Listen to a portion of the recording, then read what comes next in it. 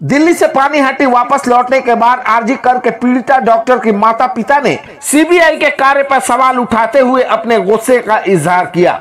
RG Kar medical college के घटने के बाद न्यायालय की आदेश के अनुसार इस केस को कोलकाता पुलिस के हाथ से लेकर सीबीआई को सौंप दिया गया था, लेकिन एक साल बीत जाने के बाद आज भी पीड़ित परिवार इंसाफ की गुहार लगाता हुआ नजर आ रहा है। दिल्ली से सीबीआई निदेशक से मिलकर पानीहाटी वापस लौटे आरजीकर मेडिकल कॉलेज के पीड़िता डॉक्टर की माता पिता ने सीबीआई के कार्य पर सवाल उठाते हुए अपने गुस्से को जाहिर किया। साथ ही साथ इस मामले में पश्चिम बंगाल के मुख्यमंत्री ममता बनर्जी को भी दोषी ठहराते हुए बंगाल के आवाम से नबन्नो अभियान में भाग लेने की बातें कही।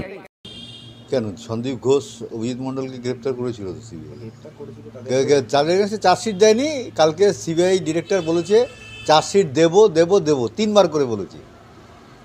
এমন আর একটা খুব ইন্টারেস্টিং কথা বলেছে সিবিআই ডিরেক্টর, আমরা যখন একের পর এক কোশ্চেন করে যাচ্ছি, ওদের কোশ্চেন থেকেই আমরা কোশ্চেন করছি। ওরা যে রিপোর্ট 93টা রিপোর্ট তৈরি করেছে সেখান থেকে আমরা ওদের কোশ্চেন করছি। বিরক্ত হয়ে গিয়ে বলে আমরা মামলা ছেড়ে দেবো, কোনো কোশ্চেনের উত্তর ওদের কাছে নেই, আমরা মামলা ছেড়ে দেবো। আমাকে বলে কী লাভ, কোর্টে গিয়ে বলুন। আর এইভাবে কালকে আমাদের সঙ্গে সিবিআই ডিরেক্টরের সঙ্গে কথা, চিন্তা করো কী ধরনের সংস্থা, 140 কোটি ভারতের যারা প্রতিনিধিত্ব করে তারা এই ধরনের কথাবার্তা বলে 1 বছর পরে যে আমরা মামলা ছেড়ে দেবো। 1 বছর ধরে কী করছিল, গাছ কাটছিল? গাছ তো যে কোনো লোক কাটতে পারে, ওদের কী এত কোটি কোটি টাকা মাইনে দিয়ে ওই ডিপার্টমেন্ট রাখার কী দরকার? অত বড় বিল্ডিং সব তুলে দেওয়া উচিত সিবিআইয়ের মতন অফিসকে। দিল্লিতে আমরা অমিত শাহের সঙ্গে দেখা করার জন্য চেষ্টা করেছিলাম, কিন্তু কথাও ছিল, কিন্তু সোমবার পর্যন্ত থাকতে বলেছিলেন।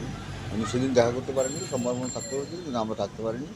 পরবর্তীকালে অ্যাপয়েন্টমেন্ট নিয়ে তারপরে আমরা আবার যাব। আজকে কী কর্মসূচিতে যোগদান দিচ্ছি? আজকে আমরা মেইনলি WBJDF-এর যে কলেজ স্কোয়ার থেকে শ্যামবাজার মশাল মিছিল আছে, আমরা শ্যামবাজার ওদের সঙ্গে যোগ দেবো এবং ওরা ওখানে শ্যামবাজারে একটা র্যালিও করবে, সেইখানে আমরা থাকবো।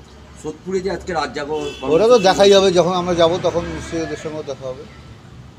সিবিআই যে এই যে বিষয়টা, কোথাও কি মনে হচ্ছে যে কোনো সেটিংয়ের বিষয় রয়েছে? সেটিংস নয়, সেটিংসের থেকে বড় কথা হচ্ছে আর্থিক লেনদেনের ব্যাপার আছে এখানে। আমাদের কাছে প্রমাণ নেই, তাই সামনে এখনও কিছু বলতে পারছি না। এটা সমস্ত ঘটনা, এবং নারকেলডাঙ্গা যে ঘটনাটা ঘটেছে 4 বছর পরে চার্জশিট দিয়েছে, সেখানে কাউকে গ্রেপ্তার না করে আজকে সবাই কোর্ট থেকে জামিন পেয়ে যাচ্ছে। কী চার্জশিট দিয়েছে?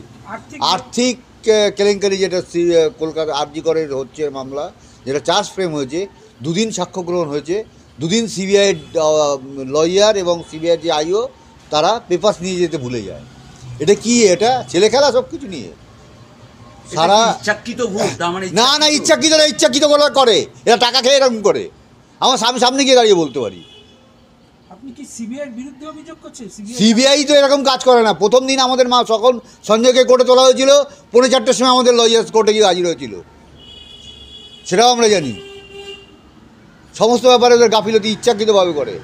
ওরা আগে এসে এক বস্তা টাকা নিয়ে তারপরে সেটাকে আবার কভার আপ করার চেষ্টা করে। দিল্লি আমাদের অনেকগুলোই কর্মসূচি ছিল, একটা চ্যানেল আমাদের নিয়ে গেছিল, সেখানে সারাদিন প্রোগ্রাম হয়েছিল। ওখানে দিল্লির মুখ্যমন্ত্রী রেখা গুপ্তা আমাকে একটা অ্যাওয়ার্ড দিয়েছিলেন, নারী শক্তি অ্যাওয়ার্ড। আমরা সেটা ওনার হাত থেকে নিয়ে আবার ওনাকেই ফেরত দিয়েছি, যে আমি নারী শক্তি অ্যাওয়ার্ড তখনই নেব যখন আমার মেয়ের ন্যায় বিচার পাবো। আমি ওনাকে হিন্দিতেই বলেছি, মুঝে ন্যায় চাইয়ে।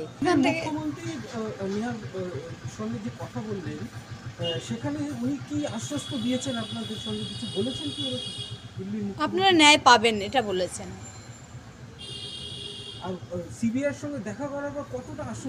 কোনো আশ্বস্ত নেই, সিবিআই কোনো কাজ করবে না।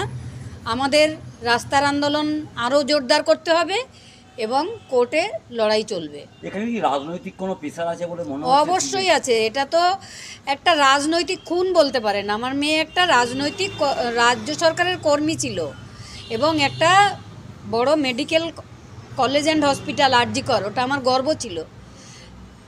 একসময় যখন ওই হসপিটালটা যখন প্রতিষ্ঠিত হয়েছিল, রাধা গোবিন্দ কর তার জীবনী আমি পড়ে আমি মেয়েটাকে গর্ব করেই বলতাম, তুই যদি আরজি কর হসপিটালে চান্স পাস তাহলে খুব ভালো হবে। আমাদের বাড়ির সামনে দিয়ে একটা বাস যায়, তখন মেয়ের গাড়ি ছিল না।